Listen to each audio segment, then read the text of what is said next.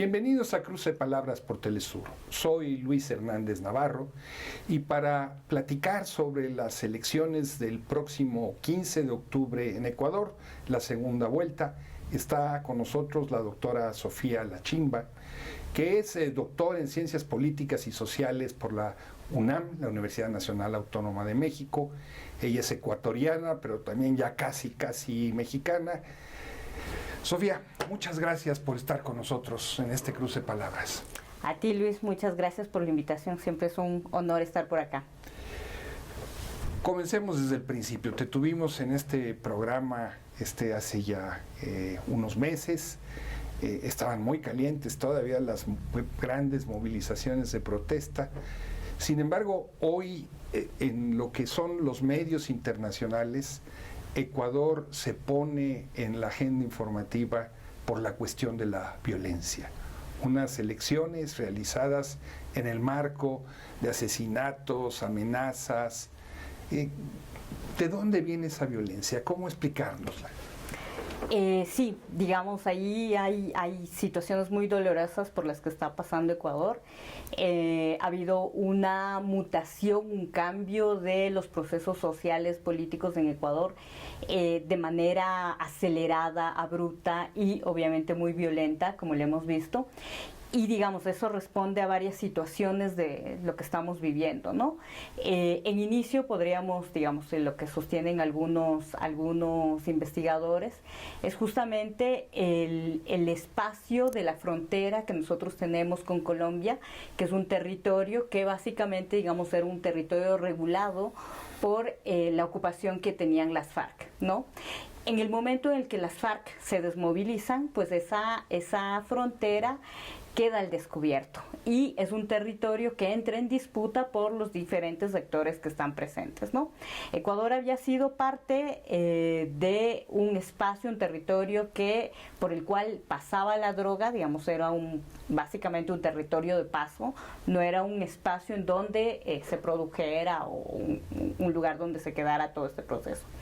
Con estas transformaciones de la ocupación territorial de la frontera y también con, digamos, nuevas modalidades y nuevos circuitos de circulación de la droga, que por lo visto pasó después de la pandemia, Ecuador se convierte básicamente en un puerto del cual salen la droga hacia otros lugares, ¿no? Y entonces vemos ahí que espacios como el puerto de Guayaquil, como también otra provincia como Manabí, empiezan a ser territorios disputados por bandas criminales de narcotráfico, que además están ligadas con cárteles internacionales, con cárteles mexicanos, con cárteles albaneses, y digamos ahí lo que tenemos en este momento es una disputa territorial por la ocupación de todos estos espacios, ¿no? Y es una violencia que ya la habíamos visto el año anterior, que estaba un poco contenida en las cárceles. Habíamos visto varias masacres carcelarias terribles, pero ya en este momento esa violencia se desbordó de las cárceles y básicamente está en todo el territorio. Eso aunado con que tenemos un gobierno como el gobierno de Guillermo Lasso, que han sido 2 años de recetas neoliberales completas, es decir, reducción del Estado, menos inversión, tenemos un sector social absolutamente descuidado, la educación descuidada, el tema de salud descuidado, digamos, en esos espacios que va dejando el Estado son espacios que va ganando todo la gobernanza criminal, ¿no? El neoliberalismo en pleno. Exacto, y digamos que además no solamente un neoliberalismo, sino un neoliberalismo necropolítico, ¿no? Un neoliberalismo de dejar matar y dejar que se asesinen, ¿no? Digamos, una de las políticas de Lasso precisamente para, en teoría, contener un poco el tema de inseguridad fue habilitar, por ejemplo, el uso de armas a los civiles, ¿no? Es decir, no es mi problema, ustedes resuélvanlo, ¿no? Y lo que hemos visto en las cárceles, básicamente las masacres, es eso, un Estado que no garantiza la vida de las personas privadas de la libertad, ¿no? Cuando hablas de estos cárteles internacionales, y hablas de los albaneses y de los mexicanos, ¿te refieres que básicamente a Jalisco Nueva Generación o también al cártel de Sinaloa? digamos, entendemos que ya hay varios cárteles ligados con distintas tendencias en las versiones ecuatorianas, ¿no? Y también, digamos, el caso de los albaneses también están presentes ahí. Entonces hay un sinnúmero de grupos que están presentes de manera internacional, pero que ahora también tienen su modalidad nacional ecuatoriana, ¿no? Y son justamente en estas disputas territoriales en las que están actuando. ¿Y se puede hablar de que estos grupos criminales hayan capturado partes del Estado o más bien están actuando en los huecos que el Estado deja? Yo diría que es las dos cosas, ¿no? Por un lado, ya se ha hablado, digamos, hace 1 año o 2 años, si mal no recuerdo, la misma embajada norteamericana habló de narcogenerales, ¿no? Es decir, generales que están implicados en todos estos procesos. Actualmente hay un proceso que se lo ha denominado el León de Troya, que digamos vincularía al presidente, al ejecutivo, justamente dentro de este tema de narcotráfico y todo lo demás, ¿no? Y pues obviamente uno ve cómo operan las cárceles, digamos, uno mira cómo están las cárceles, armas dentro, piscinas dentro, digamos, cosas que no podrían existir si no fuera por el permiso de quienes están a cargo del sistema penitenciario. Es decir, hay una permisividad desde el Estado, hay una anuencia también desde el Estado, pero también son estos espacios en donde el Estado no está, ¿no? O sea, por ejemplo, una de las provincias más golpeadas por la violencia es la provincia de Esmeraldas, que es limítrofe con Colombia, ¿no? Pero claro, es una provincia históricamente olvidada, donde el Estado no ha estado ahí, en donde no hay garantías básicas, donde no se cubren los derechos sociales básicos, y pues claro, toda esa población pues queda a la merced de ser reclutada por todos estos grupos criminales, ¿no? Están a punto de realizarse la segunda vuelta de las elecciones presidenciales, este 15 de octubre. Tienen 2 candidatos, Luisa González, Daniel Noboa, una correísta, ella, el otro un empresario. ¿Cómo afecta esta ola de violencia a ese proceso electoral? ¿Mete incertidumbre? Sí, ahí, digamos, sobre todo lo que hemos visto en este tiempo es que hay incertidumbre, hay miedo y, digamos, este es un caldo de cultivo, sobre todo para las derechas, sobre todo para estos discursos autoritarios de mano dura. O sea, si uno revisa a breves rasgos lo que han dicho todos los candidatos presidenciales, es aquí lo que hay que hacer es aplicar mano dura, y incluso muchos de ellos haciendo referencia al modelo Bukele, haciendo referencia a la violación de derechos humanos, y digamos, ese es el tipo de propuestas. Es decir, ha habido una imposición de un discurso securitario y de militarización de la sociedad por encima del discurso de justicia social, que era un discurso que, digamos, predominó en décadas anteriores, ¿no? Que es el discurso un poco de cubrir necesidades sociales, reducir la pobreza. Digamos, eso ya no está en este momento. En este momento lo que hay es un discurso que se enfoca en la seguridad y que se enfoca además en estas medidas fáciles de militarizar la sociedad, básicamente para cubrir el tema seguritario. Entonces, todos los candidatos han estado ofreciendo esa misma recetario, ¿no?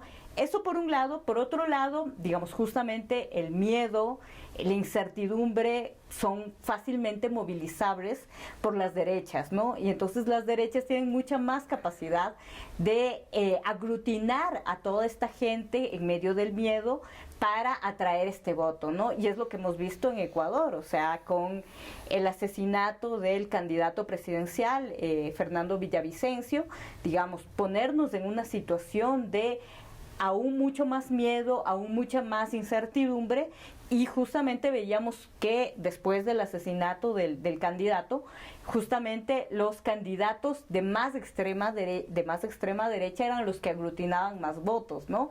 Entonces, ese es un escenario un poco que tenemos en Ecuador, es el escenario en el que se juegan estas elecciones, digamos, mucho de del discurso que se estaba proponiendo desde otros lados del tema de pobreza, el tema de cubrir, el tema del desempleo, digamos, cosas que, digamos, la crisis enorme en la que estamos en Ecuador, de resolver esas crisis, pues han quedado un poco por detrás. Y el primer elemento que hay que cubrir en este momento es el tema de seguridad, ¿no? Por toda la ola de violencia extrema que estamos viviendo en Ecuador, ¿no? O sea, como que hace un mes hubo 2 cochebombas en Quito, ¿no? Cosas que no habíamos visto nunca en la historia ecuatoriana. Y que en este momento somos el país más peligroso de la región, por encima de cualquier país de Centroamérica, que generalmente eran los países que tenían el primer lugar en la región. Entonces podemos hablar abiertamente de la existencia de la narcopolítica. Sí. Y no es exagerado calificarlo así. No es exagerado, aunque digamos que en estos momentos lo que hay es toda una movilización de recursos desde el Estado para cubrir esto, ¿no? Para generar otro tipo de narrativas, para que quienes estén denunciando este tipo de casos, pues silenciarlos, que no salgan a la luz, pero está eso, digamos. Hemos visto asesinatos de gobernantes, de candidatos y de gente que ya está gobernando, gente, otra que está siendo amenazada, que no puede ejercer sus funciones como alcalde, por ejemplo, y además, pues, digamos, todo eso está un poco atravesando todas las esferas estatales, ¿no? Hay varios casos denunciados por algunos medios, por algunos actores, y digamos, está eso ahí. Hay indicios, hay información sobre eso, pero todavía faltaría como todo un proceso en donde todo eso pueda salir un poco más a la luz. ¿Te parece bien, Sofía, si vamos a una pequeña pausa? Perfecto. Amigos, amigas, no se vayan, volvemos en muy breves instantes.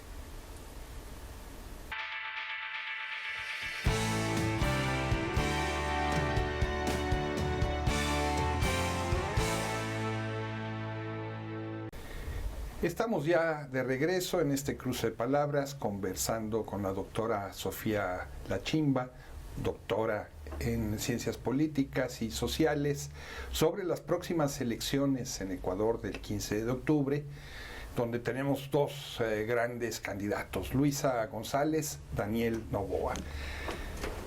Sofía, no sé si sea un prejuicio desde México, pero diera la impresión de que en la perspectiva internacional, estos candidatos son candidatos débiles, no tienen la fuerza, la potencia de un Rafael Correa, o es una visión prejuiciada desde la lejanía, no corresponde a lo que se vive en Ecuador. No, y la verdad es que, digamos, es algo que ha estado pasando en los últimos años. Creo que igual Ecuador no es el único país en el que sucede. Y es este fenómeno político en el que figuras relativamente desconocidas de pronto en elecciones presidenciales cobran fuerza, ¿no?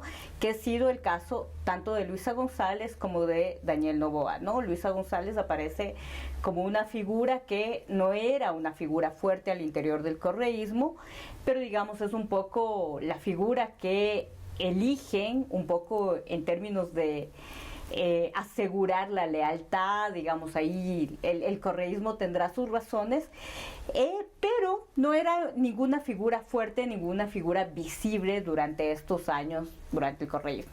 Y un poco también esa es una de las razones para que se presente un poco, en teoría, como una figura un poco más fresca, ¿no? Por un lado. Por otro lado, Daniel Noboa en realidad es un poco el gran descubrimiento de estas elecciones, ¿no? En realidad, si uno mira hace un mes y medio quienes se perfilaban para llegar a segunda vuelta, y Daniel Noboa no estaba dentro de los preferidos, digamos, ni siquiera parecía como en los márgenes, pero sí hubo un momento muy decisivo que fue el debate presidencial. Y en el debate presidencial, digamos, se muestra como una figura un poco más sólida, digamos, con respuestas fáciles, simples, y logra aglutinar un poco el voto, ¿no? Y entonces digamos, ahí aparecen justamente los dos candidatos que van a segunda vuelta, que van a ser Luisa González y Daniel Noboa, pero ambos como figuras que no son parte un poco de, digamos, que no tienen una trayectoria política significativa, que un poco están como figuras que aparecen en este momento, que sirven un poco para cierta transición, porque recordemos que vamos a elecciones después de una muerte cruzada. Lasso no completó su periodo presidencial, apenas fueron 2 años, y quienes van a ser elegidos van a tener un periodo presidencial de 1 año y medio, ¿no? Entonces, digamos, también un poco pensando en eso, ¿no? En que van a ser figuras de transición.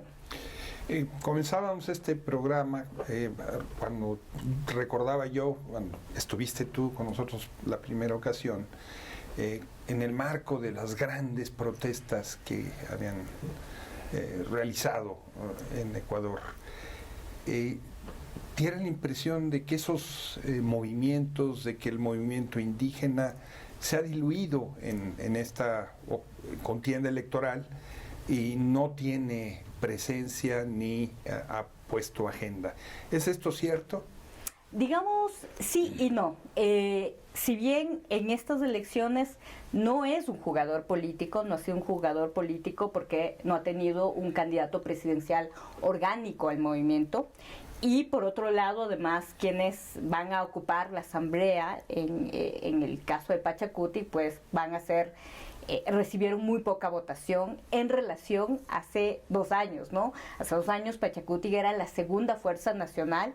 El candidato que llegó por Pachacuti recibió un porcentaje de votación significativo, 19%, pero en esta ocasión no. En esta ocasión no hubo un candidato orgánico y en esta ocasión Pachacuti básicamente, digamos, a duras penas logra llegar con muy pocos asambleístas a la asamblea, ¿no?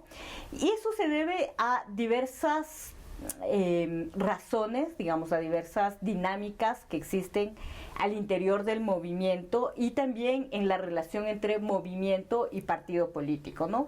La relación entre básicamente la CONAIE y Pachacuti, ¿no? Que no responden a una misma lógica, que no responden ni siquiera a ratos a los mismos intereses. Hemos visto un proceso de derechización al interior de Pachacuti, justamente en la asamblea que acaba de ser disuelta, pues los legisladores estuvieron actuando mucho más acorde con la derecha que acorde al movimiento indígena. Y digamos, ahí hay grandes rupturas entre el movimiento y el partido político, ¿no?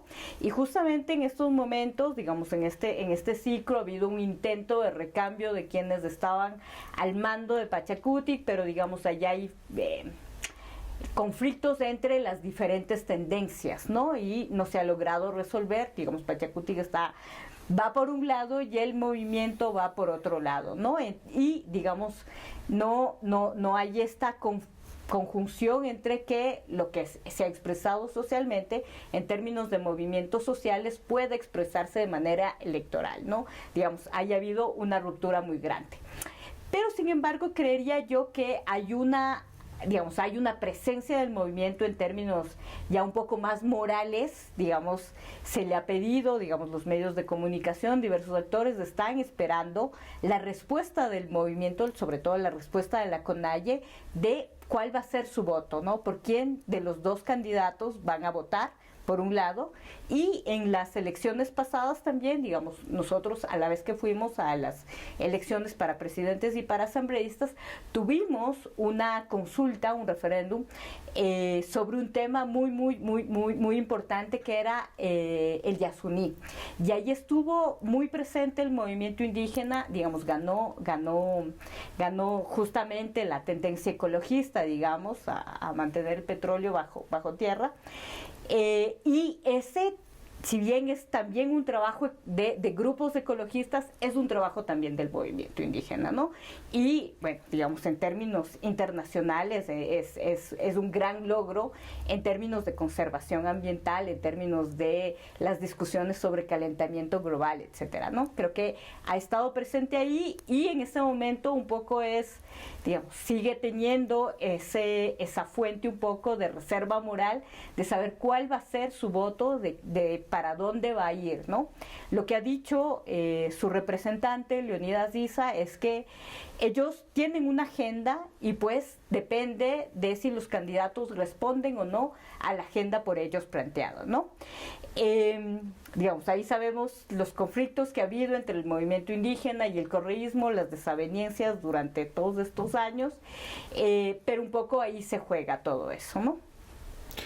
El correísmo ha estado estigmatizado en los últimos años, perseguido, sigue estándolo en este proceso electoral, tiene un costo en el terreno de su votación. Sí, hay una anulación completa del correísmo en términos de actor político, ¿no? O sea, yo lo que puedo ver es que, digamos, el campo político ecuatoriano sigue estando funcionando bajo este cribaje de correísmo, anticorreísmo, pero alrededor de la figura del anticorreísmo hay diversos sectores, básicamente quienes han lucrado de ese cribaje en estos últimos años ha sido la derecha y además ha sido una anulación completa de los actores del correísmo, ¿no? Sí hay una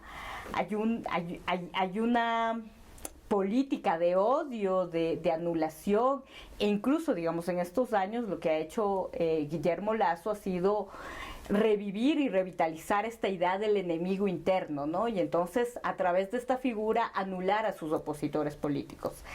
En el caso del movimiento indígena le ha dicho que ha sido, por ejemplo, financiado por el narcotráfico, y en el caso del correísmo les ha señalado como narcotraficantes, ¿no? Directamente, y además, bueno, también como terroristas en el caso del movimiento indígena. Entonces, ha habido un proceso de anulación completa del correísmo en términos de adversario político, ¿no? Y es algo que, digamos, está muy en el aire, digamos, incluso cualquier persona de izquierda siempre que va a hacer una intervención se cuida mucho antes decir, pero ojo, no soy correísta, digamos, por el peso de anulación en tanto identidad política, ¿no? ¿Noboa ha logrado articular al conjunto de la centroderecha? Digamos un poco que en las elecciones que acabamos de tener fueron a la contienda electoral varias expresiones de derecha, casi como si fueran unas primarias de la derecha, ¿no? Y la derecha básicamente estaba viendo quién sería el representante que podía representar un poco sus intereses, porque ahí, digamos, seamos claros, la derecha en Ecuador en esos momentos de crisis, de coyuntura, siempre actúa como bloque, ¿no? Y pues Daniel Noboa ha logrado en términos electorales convertirse en eso, ¿no? Entonces, alrededor de Daniel Noboa, pues se van articulando estas otras derechas con estos otros intereses, ¿no? En caso de que triunfe Luisa González, sería la primera mujer presidente o presidenta en Ecuador. ¿Hay una agenda feminista y una agenda de género alrededor de su candidatura? No. ¿Tiene un peso? No, en realidad, de hecho, uno de los grandes cuestionamientos a Luisa González es precisamente que ella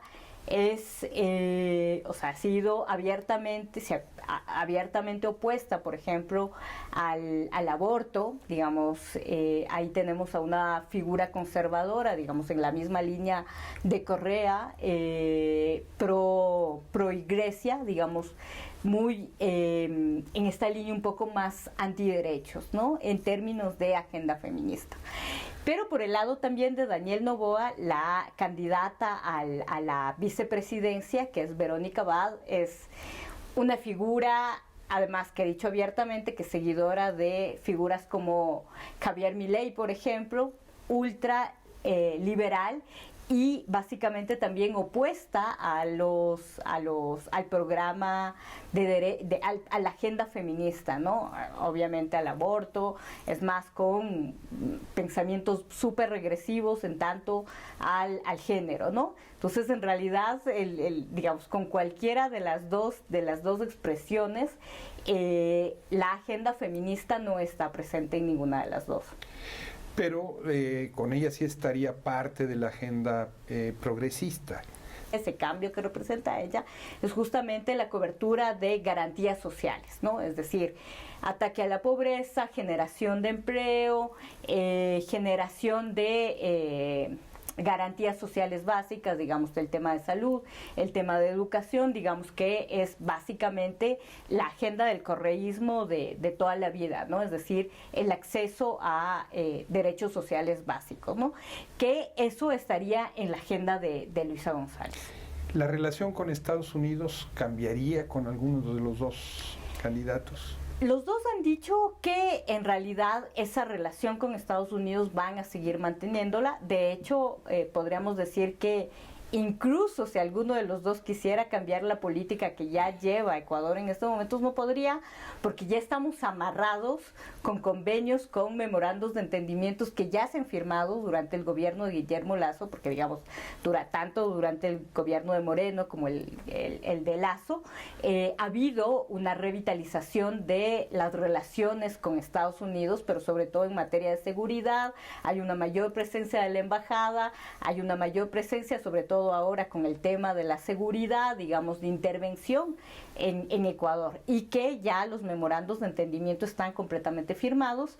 Ahí hay de hecho un plan similar al que se corrió en Colombia, digamos, de hecho el mismo presidente ha dicho ese va a ser el plan Ecuador en referencia al plan Colombia que se ejecutó, ¿no? Es decir, no sabemos nada de detalles, pero sabemos que esa misma figura va a estar aplicándose en el caso de Ecuador. Sofía, muchísimas gracias por estar con nosotros en este cruce de palabras. Muchas gracias a ti, Luis. Amigos, amigas, muchísimas gracias por su amable compañía. Ya saben, los esperamos la semana que viene aquí por Cruce de Palabras por Telesur. Hasta la próxima.